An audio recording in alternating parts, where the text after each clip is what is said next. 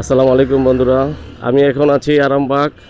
দেখুন বন্ধুরা, আরামবাগ পেট্রোল পাম্পের যে সিরিয়াল, সে আরামবাগতে কাঁচা বাজার থেকে সিরিয়াল শুরু হয়েছে, ওদিক থেকে আরও শুরু হয়েছে সিরিয়াল।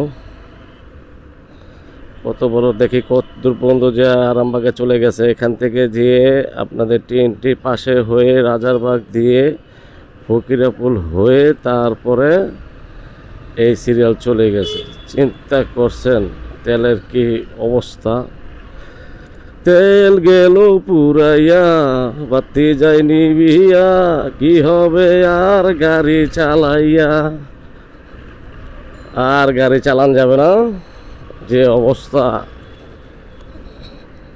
চিন্তা করেন বন্ধু, কত বড় সিরিয়াল, কখন মানুষরাই তেল নিবে। আমি ওদিনকার গতকাল বৃহস্পতিবার দিন সিরিয়াল দিয়েছিলাম, অবশ্য আমি ব্যর্থ হয়ে গেছি, তেল নিতে পারিনি।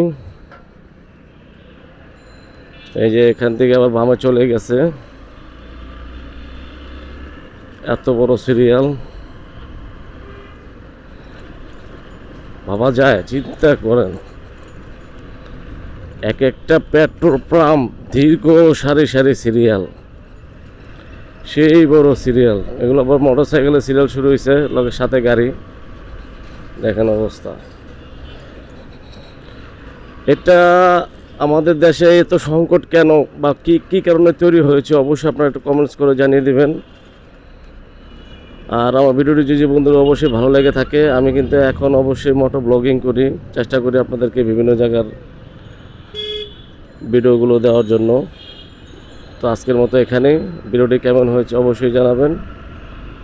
আর তেলের সংকটে কী কারণে হয়েছে, কেন হচ্ছে, এটা দায়ভার কার? সাধারণ জনগণ না সরকারের? অবশ্যই জানাবেন কমেন্টস করে। আল্লাহ হাফেজ।